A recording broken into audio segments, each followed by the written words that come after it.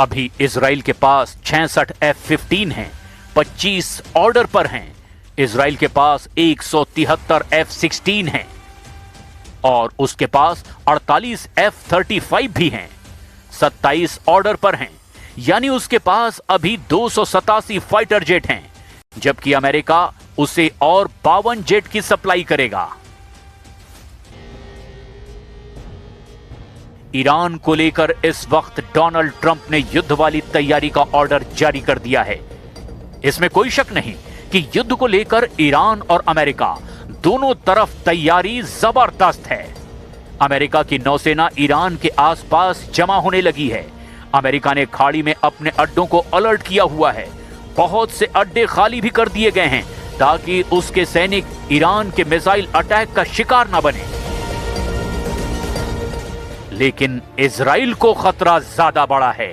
Netanyahu जानते हैं कि अगर शुरुआत में ही ईरान के मिसाइल लॉन्च पैड तबाह नहीं किए गए तो फिर खामनेई के कमांडर इजराइल को पूरी तरह तबाह करने वाले मिसाइल बटन दबाते रहेंगे और इजराइल को बचाना तब बहुत मुश्किल हो जाएगा। उत्तर से दक्षिण तक इजराइल 430 किलोमीटर में फैला हुआ है, जबकि इसकी चौड़ाई सबसे ज्यादा जिस पॉइंट पर है वहां पश्चिम से पूर्वी बॉर्डर का फासला 114 किलोमीटर है।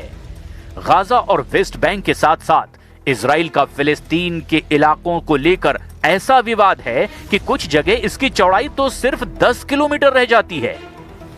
ईरान के मुकाबले इजराइल कितना बड़ा है वो भी देख लीजिए। ईरान के पास 16,48,000 वर्ग किलोमीटर से ज्यादा की जमीन है, जबकि संयुक्त राष्ट्र के हिसाब से इजराइल की जमीन 20,770 वर्ग किलोमीटर है। यानी इजराइल के मुकाबले ईरान 80 गुना बड़ा है, या यूं कहें कि ईरान के अंदर 80 इजराइल समा सकते हैं।